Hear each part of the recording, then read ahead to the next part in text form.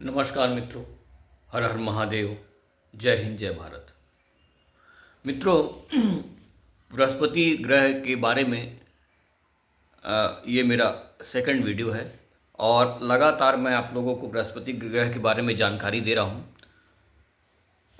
काफ़ी समय पहले मैं जिन्हें अपना ज्योतिष में कहीं ना कहीं उनको गुरु का रूप में मानता हूँ, पंडित जी डी वशिष्ठ, उनको दर्जा देता हूँ गुरु का, जिनको बहुत उनसे सहायता मिलती है मुझे ज्योतिष की जानकारी में।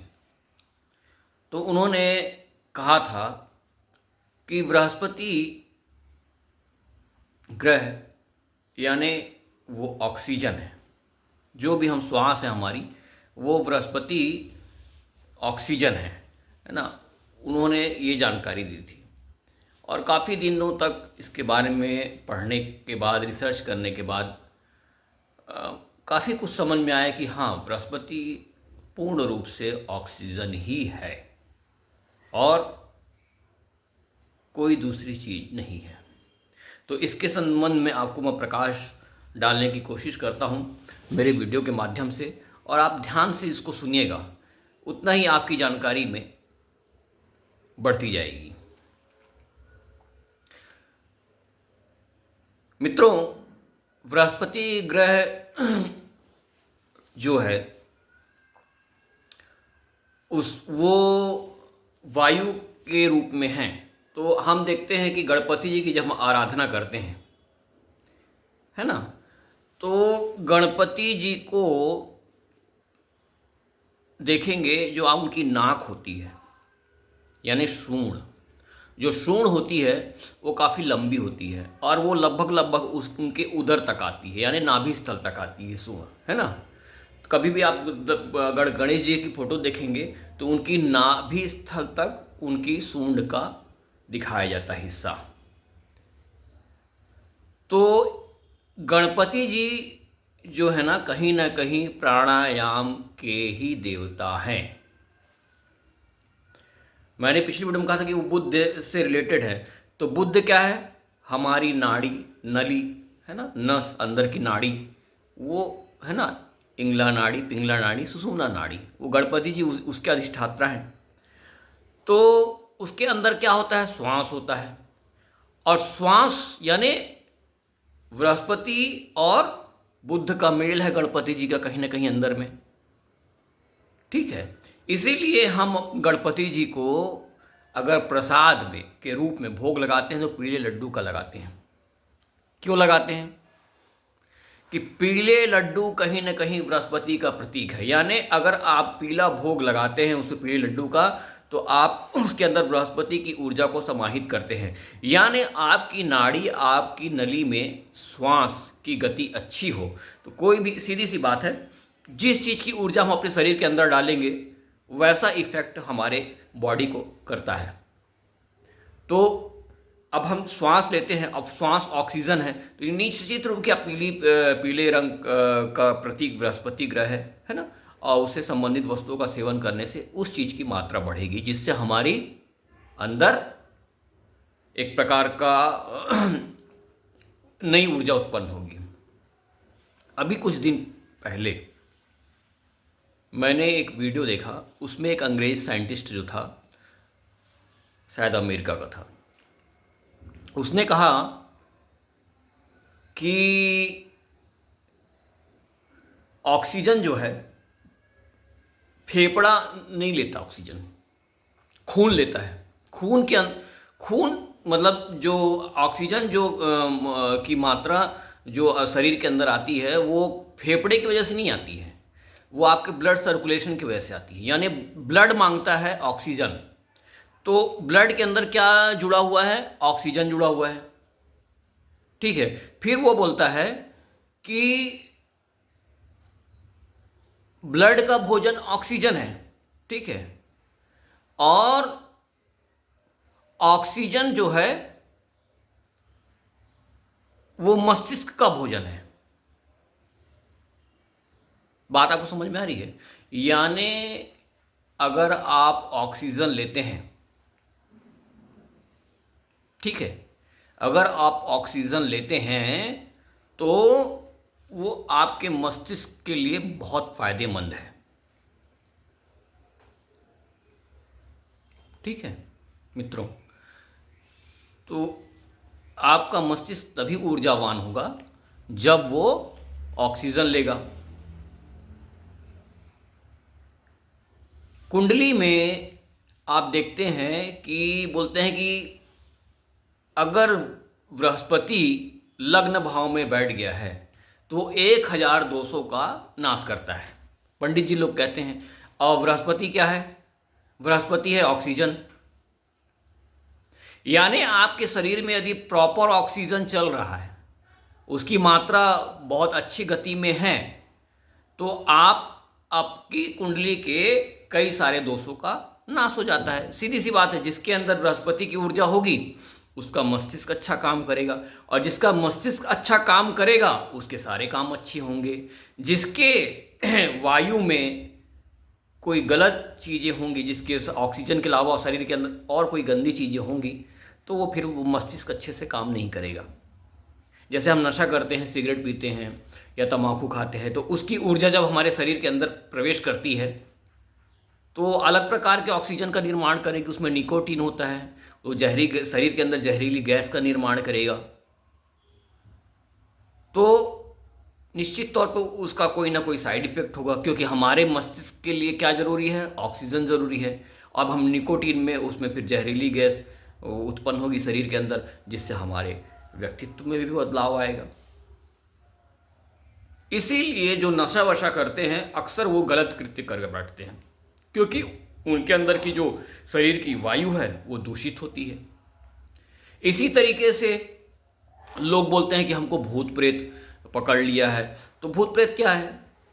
नकारात्मक वायु है, जहरीली गैस जैसी है शरीर के अंदर की। जब ये नकारात्मक वायु शरीर के अंदर बढ़ने लगती है तो व्यक्ति के व्यक्तित्व में बदलाव आ जाता है। इसलिए जीवन में अगर आप पॉजिटिव रहना चाहते हैं तो प्राणायाम को अपने जीवन का एक रूटीन बना ले। अनुलोम कुछ नहीं करें तो अनुलोम विलोम प्राणायाम जरूर करें, जिससे आपकी बृहस्पति की ऊर्जा मजबूत होगी और आप एक नए व्यक्तित्व का आपके शरीर के अंदर निर्माण होगा और नए विचारों का उद्गम होगा, और आप अपने लक्ष्यों को प्राप्त करने में कोई भी देरी नहीं करेंगे। क्यों? क्योंकि आपका अलाइनमेंट एकदम अच्छा होगा। जीवन में एक कभी भी आपको कोई भी चीज़ प्राप्त करना है तो आपकी वायु, आपका ऑक्सीजन लेवल शरीर का बहुत अच्छा होना चाहिए।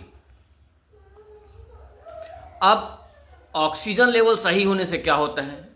और अगर आपकी बॉडी का ऑक्सीजन लेवल सही होगा तो आपका वाइट ब्लड सेल्स है ना, और रेड ब्लड सेल्स दोनों की मात्रा अच्छी रहेगी। यानी वाइट ब्लड सेल्स मतलब शुक्र, यानी रोग प्रतिरोधक क्षमता जो है आपके शरीर की बहुत अच्छी होगी। रेड ब्लड सेल्स यानी मंगल, आपके अंदर एनर्जी शरीर के अंदर बहुत अच्छी होगी, आप कर्मठ बन सकेंगे। तो बृहस्पति यानी ऑक्सीजन का आपके जीवन में इतना महत्वपूर्ण है, इतना महत्व है। और उसके अधिष्ठाता देवता प्राणायाम के कौन है? भगवान गणपति। इसीलिए उनकी नाक, जो उनकी सूंड है, वो बिल्कुल, क्योंकि आपके ऑक्सीजन कहाँ तक जाएगा? जब आप श्वास लेंगे, अगर आपका ऑक्सीजन लेवल क्लियर है तो नाभि स्थल तक जाएगा। जब यहाँ से यहाँ तक की आपके नाभि स्थल से लेकर आपके नसिका तक अगर आपकी श्वास बहुत अच्छी है और आप अनुलोम विलोम करते हैं, उसकी ऊर्जा अगर खुली हुई है, नसिका आपकी खुली हुई है, तो आप अच्छे से कार्य कर सकते हैं और जीवन में अच्छी अच्छी चीज़ों को प्राप्त कर सकते हैं एवं स्वस्थ रह सकते हैं। ठीक है। अब कहीं कहीं बोला जाता है कि जो मन जो है, मन को मन जो जुड़ा है इंद्रियों से, है ना, हमारी 10 इंद्रियों से। तो अब बोलते हैं इंद्र देवता कौन है? तो इंद्र देवता हमारी क्या है? इंद्रियां हैं। पर इंद्र देवता सवारी किसकी करते हैं? ऐरावत की। ऐरावत क्या है? बहुत विशाल हाथी हैं। तो अगर आपको मन में को सही गति देना है तो हाथी क्या हो गया? गणपति जी का प्रतीक, यानी श्वास का, यानी ऑक्सीजन का प्रतीक। तो अगर आपका ऑक्सीजन लेवल बहुत बढ़िया है तो आप अपने मन पे विजय प्राप्त कर सकते हैं। यदि आपका ऑक्सीजन लेवल डाउन है तो आप मन पे विजय प्राप्त नहीं कर सकते हैं एवं व्यर्थ की चिंताओं में, तनाव में आप जीवन जिएंगे। इसका इतना गहरा संबंध है मित्रों बृहस्पति ग्रह का ऑक्सीजन से। तो मैं आपको बता दिया हूं कि वैज्ञानिक ने जो शोध किया है उसने साफ साफ शब्दों में कहा है कि मस्तिष्क का भोजन, हमारे दिमाग का भोजन ऑक्सीजन है। यानी ऑक्सीजन लेवल अगर हमारा सही है तो हमारे दिमाग के प्रत्येक तंतु अच्छे से कार्य करेंगे, और ऑक्सीजन लेवल खराब है तो धीरे धीरे तंतु हमारे मस्तिष्क के खराब होने लगते हैं। यानी अगर आपको सुनाई दे रहा है तो ये मत सोचना कि उसका कारण कान है, उसका कारण है दिमाग, आपका ब्रेन। अगर आपकी ब्रेन डैमेज हो गया किसी भी हिस्से में, उसकी जो ब्रेन, जिसकी ब्रेन से जुड़ी हुई जो नस है वो अगर डैमेज हो गई तो आपको सुनाई नहीं देगा। अगर ब्रेन से जुड़ी हुई एक वो नस डैमेज हो गई तो आपको दिखाई भी नहीं देगा। कई लोगों को सर पे चोट लगने पर अंधे हो जाते हैं, आपने फिल्मों में भी देखा होगा। तो ये सब क्या है? उस हिस्से में प्रॉपर ऑक्सीजन जा रहा है, वो हिस्सा प्रॉपर काम कर रहा है। ये ऐसा है। तो बृहस्पति ग्रह को हमारे ज्योतिष शास्त्र में इतना इम्पोर्टेंट सिर्फ इसलिए माना गया है, और बोलते हैं कि बृहस्पति अगर अच्छा हो तो बहुत सारे दोष ऐसे ही समाप्त हो जाते हैं। उसका कारण मात्र यही है क्योंकि बृहस्पति ऑक्सीजन का प्रतीक है, और अगर वह आपके जीवन में अच्छा हो गया तो आपके जीवन की बहुत सारी चीज क्या कहते हैं, हजारों दोषों का नाश करता है। केंद्र का बृहस्पति कहा जाता है, वो एकमात्र यही कारण है मित्रों।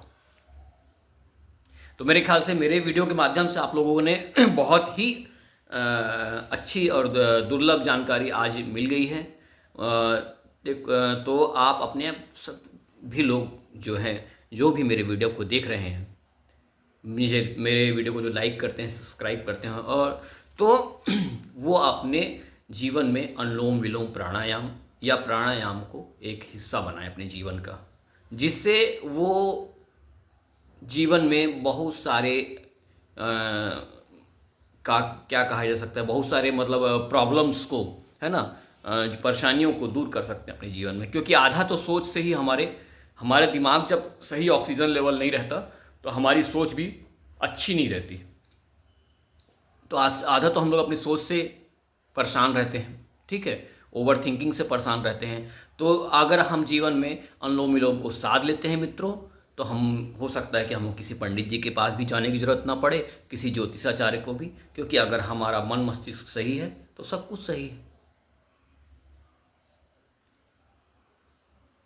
तो आप लोग मित्रों मेरी बात को गाढ़ मान लीजिए कि बृहस्पति जो है वो ऑक्सीजन का प्रतीक है ना, और जो गणपति जी हैं वो प्राणायाम के देवता हैं, ठीक है।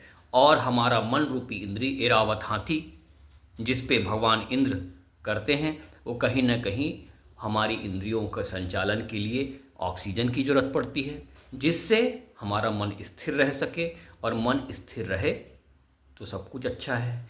बोलते हैं ना, मन चंगा तो कटौती में गंगा। तो मित्रों आज की वीडियो में मैं आप लोगों को, ये बहुत अच्छी जानकारी है, आप लोग इसको जीवन में अपनाएं और अपने जीवन को सफल और सुंदर बनाएं, और साथ ही अपने विचारों को भी उत्तम बनाएं, ताकि आने वाले हर एक समस्या का समाधान हो सके। वैसे मित्रों ये वीडियो में आपने शायद कोई भी आपको इस टाइप की ऐसी भी जानकारी आपको नहीं उपलब्ध हुई होगी कि आप प्राणायाम के द्वारा अपने बृहस्पति ग्रह को बहुत सुंदर, बहुत अच्छा कर सकते हैं। ये पवन पुत्र क्या है? पवन पुत्र, पवन क्या है? वायु, ऑक्सीजन, और उसके पुत्र कौन है? हनुमान जी। तो बोलते हैं वो सबसे ताकतवर हैं। तो सीधी सी बात है मित्रों, अगर आपका ऑक्सीजन लेवल बहुत अच्छा है ना, आपका प्राणायाम से आपकी वायु अच्छी है शरीर की, तो आप बजरंगबली हो। आप अपने जीवन को बहुत अच्छा बना सकते हो और हर विघ्न को टाल सकते हो। क्यों? क्योंकि आप वायु के पुत्र हो, पुत्री हो, है ना। और बृहस्पति से ही हमारे जीवन का निर्माण होता है, ये तो मैं पिछली वीडियो में आपको बता चुका हूँ। तो मित्रों, जिस चीज़ से हमारा निर्माण होता है उस चीज़ की शरीर में होना प्रॉपर मात्रा में और उसका प्रत्येक हिस्सा सही होना ये जरूरी है। तो मित्रों, अनुलोम विलोम प्राणायाम को अपनाइए और बृहस्पति की ऊर्जा को अपने अंदर ग्रहण करिए और आंतरिक और बाह्य रूप से दोनों तरफ से आप शक्तिशाली बने। यही मेरा उद्देश्य था वीडियो बनाने का। आज के लिए मित्रों इतना ही। जय हिंद, जय भारत, हर हर महादेव।